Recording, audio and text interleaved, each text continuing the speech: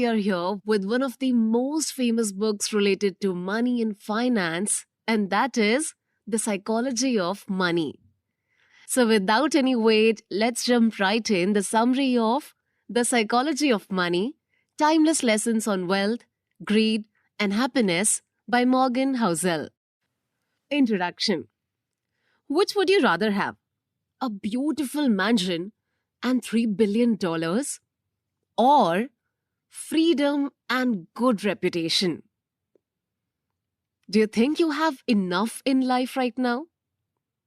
Do you want to know how to make $84.5 billion? All the answers of these questions are right there in this book. Let's start with our first chapter, The Greatest Show on Earth. The author Morgan Housel worked as a valet when he was in college. It was an expensive hotel in Los Angeles. There was once a frequent guest who was a young technology executive. That guy was a genius. At his 20s, he designed and patented a key component in making Wi-Fi routers.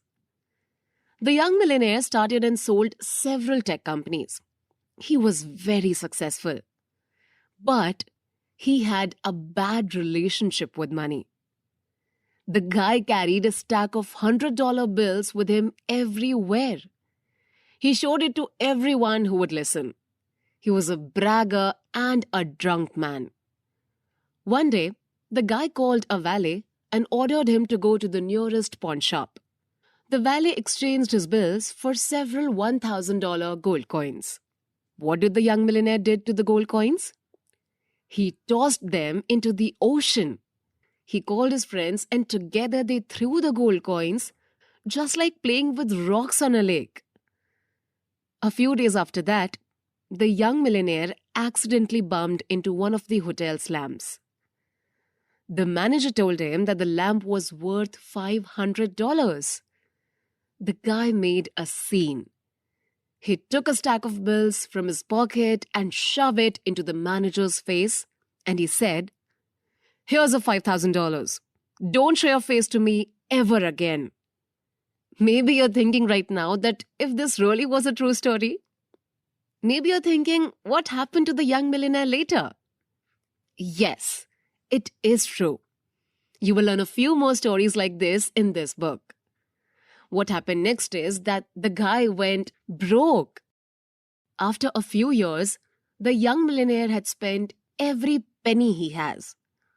All his friends and money are gone. You see, what you cannot buy with lots of money is good behavior. Here is another story. Once there was a janitor named Ronald Red. He was born in a small village. He was the first person in his entire family to finish high school. What's even interesting is that Ronald only hitchhiked to school every day. Ronald's life is ordinary. He repaired cars at a gas station for 25 years. He cleaned floors at JCPenney for 20 years. Ronald bought a 2-bedroom house when he was 38 years old. He bought it for $12,000. He lived there for the rest of his life. Ronald married, but he never had children. His wife died when he was 50 years old. A neighbor said that his main pastime was chopping wood. The day that Ronald made the news headlines was the day that he died. It was in 2014. He was 92 years old. Ronald Red was worth $8 million. Yes, he left $2 million for his 2 stepchildren, and he donated $6 million to the local hospital and library. If you search Ronald Red on Wikipedia, you will see that he was a janitor, a gas station attendant, an investor, a philanthropist, and a millionaire. But how did this all happen? So basically, there is no trick here. Ronald did not win the lottery. He did not inherit his wealth. Ronald Red saved money all those years and invested them in blue chip stocks. That's it. He never took his interest. He just let them compound year after year until they amounted to $8 million at the time of his death.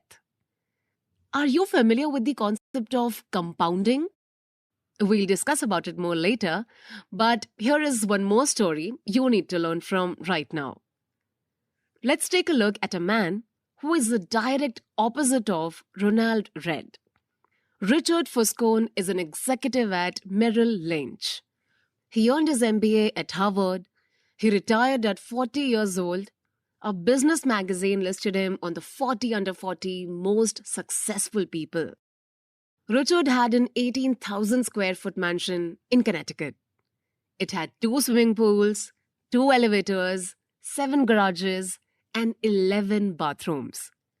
The mansion cost $90,000 a month to maintain. Richard borrowed heavily to fund it. But then a twist of fate happened. The financial crisis of 2008 hit. Richard Fuscone lost everything just like that. He filed for bankruptcy in that same year. What can we learn from the stories of the young millionaire Ronald Read and Richard Fuscone? That financial success is not a hard science. Finance is the only field where a simple man like Ronald Read can succeed. A man with humble education and experience cannot be an excellent surgeon, architect, or engineer. But in finance, someone like Ronald Read can be great. Financial success is a soft skill. Anyone can learn that. It is a unique field where how you behave is more important than how much you know. Moving on to the next chapter of this book summary, Never Enough.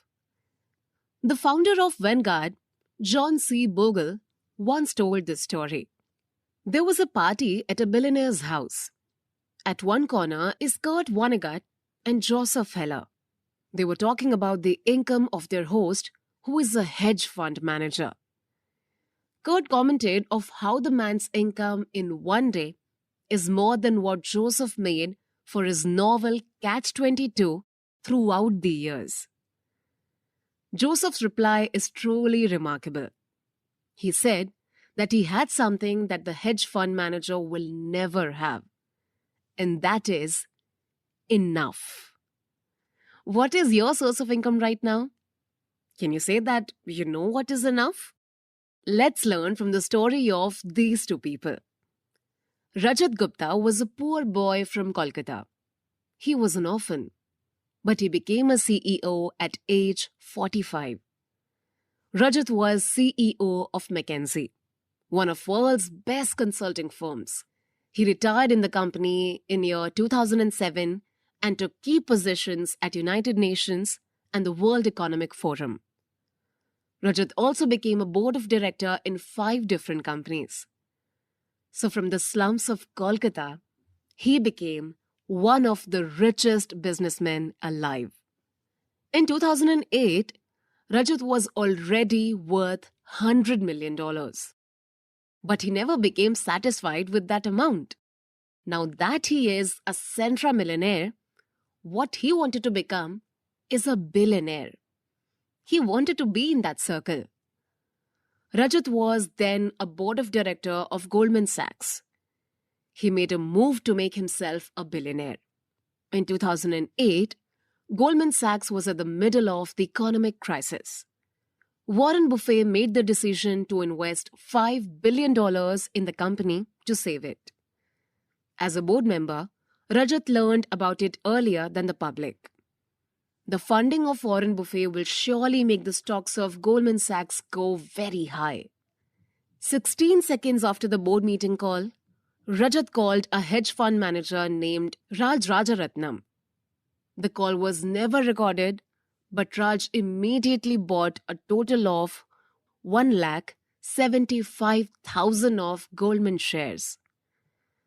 Hours later, the deal of Warren Buffett was announced to the public. The stocks of Goldman immediately went up high. Raj made $1 million in just a matter of hours. The prosecutors reported that Rajat earned $17 million in profit. This is a classic case of insider trading.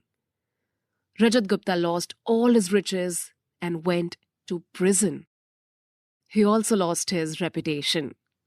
Rajat already had $100 million by then. Why did he want that $1 billion more? He already had wealth, fame, power, freedom. Yet he threw it all away because he wanted to have more. Rajat Gupta had no sense of enough. We can learn 3 lessons from this story. Lesson 1. The hardest financial skill is to stop acquiring. The taste of more power, more fame, and more money increases ambition a lot faster than satisfaction. At this point, when you don't make a move forward, you feel as if you're falling behind. And the only way to catch up is to make bigger and bigger risks. Lesson number 2. Social comparison becomes a problem. Imagine a rookie football player who earns $500,000 per year. He's already rich. But if we compare him to Mike Trout, who has a 12-year contract of $430 million per year, the rookie player seems broke, right? Now imagine a hedge fund manager who earns $36 million. But in 2018, the top 10 highest paid hedge fund managers earn at least $340 million per year. Lesson number 3. There are things that are more valuable than wealth, fame, and power, no matter how much it is. Lessons from one field can help us understand another. Did you know why the ice ages happened a long time ago? It is quite similar to how compounding grows your money in investment. It was only in the 19th century that scientists agreed that the Earth underwent the ice ages. The evidence is too clear to be ignored. We did not only have one ice age. The Earth had been through 5 ice ages, which we could now accurately estimate the dates.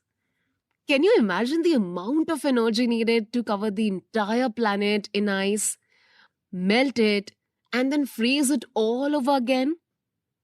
This happened 5 times. Yes. What could have caused these phenomena to happen?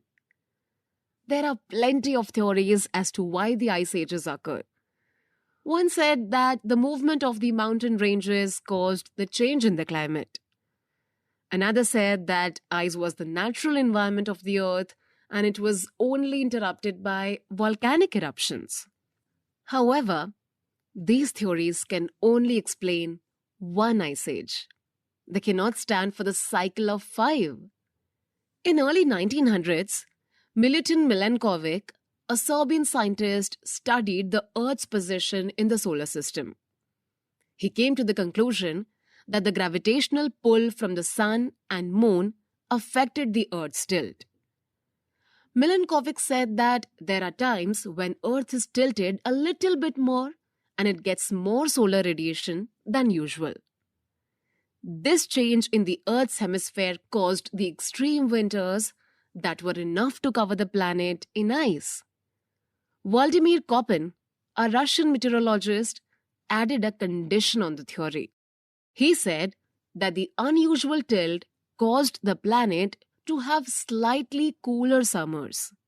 It was the kind of summer that never gets warm enough to melt all the previous winter's ice.